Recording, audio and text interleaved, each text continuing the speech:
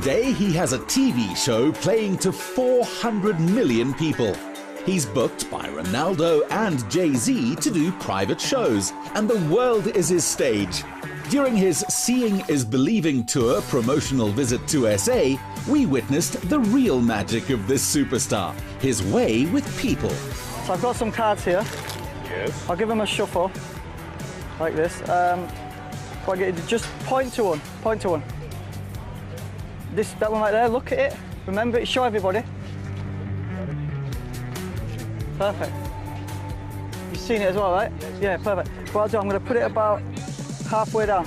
I'm going to put them right here. Can you see the cards, yeah? Watch.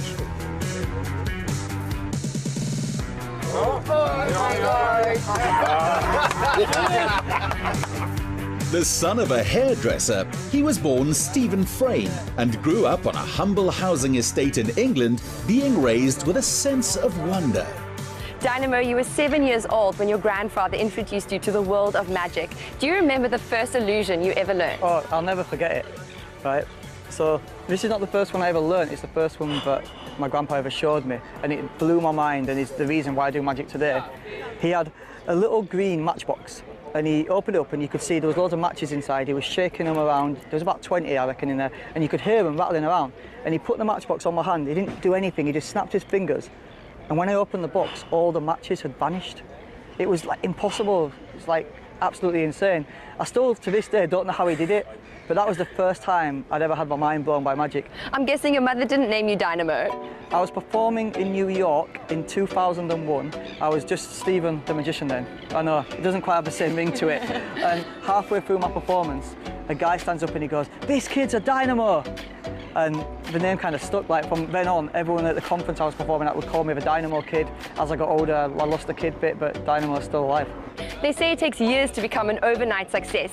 It took 8 years before Dyanamo appeared on our screens. Would you say that it was your DVD Underground Magic that was the start of it all? Yeah, so like I've been doing magic now since I was 11 years old, properly. And I always had this vision to create videos and to put my stuff out there, but the TV channels didn't quite understand my vision. So YouTube came out and I started filming my stuff for YouTube.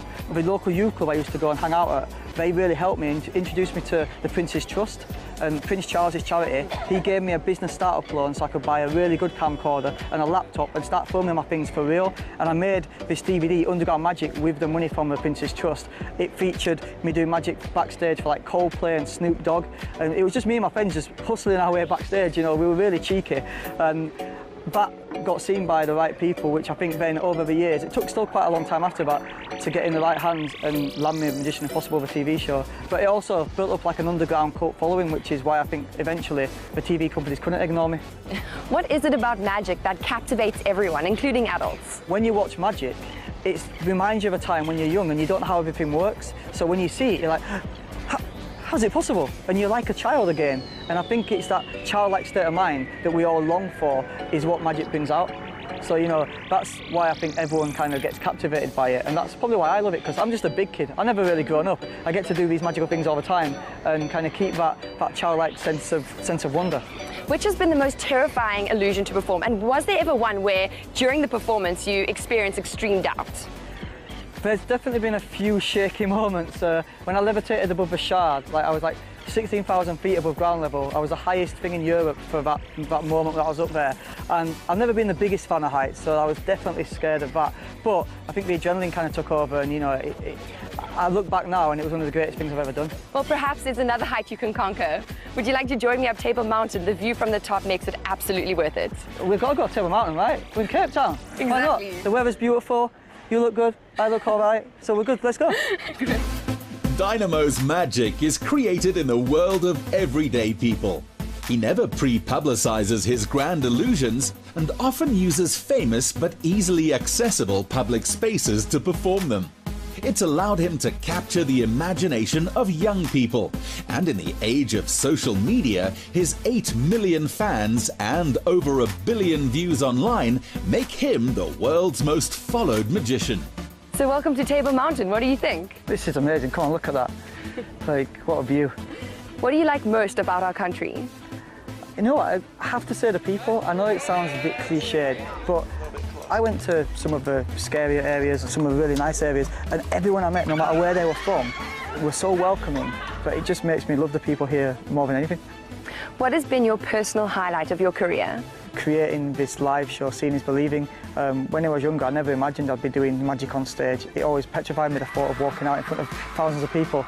But a few years ago, I set myself a challenge. You know, I thought people have been so supportive of what I do, and they all want to see it live. So I've got to create a show that I can take all over the world.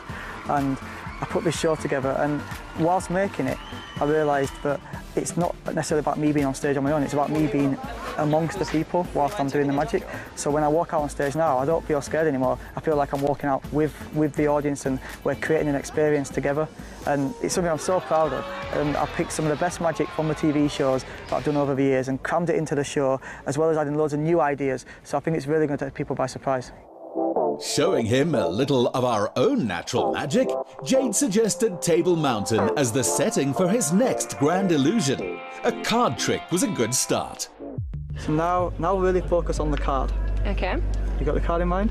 Mm-hmm. For the first time, name the card out loud. Queen of Hearts. Queen of Hearts. Are you sure that's the one you want? If you want, you can change your mind. It's up to you. Nope, it's Queen of Hearts. Queen of Hearts. Because I gave you that pack. You've been holding it this entire time, so I can't do anything funny with it. But before I even started recording, I made a prediction. Right?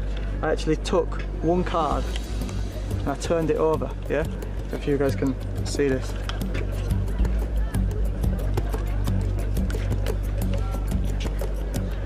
Do this nice and slowly. One card right there. Take a look.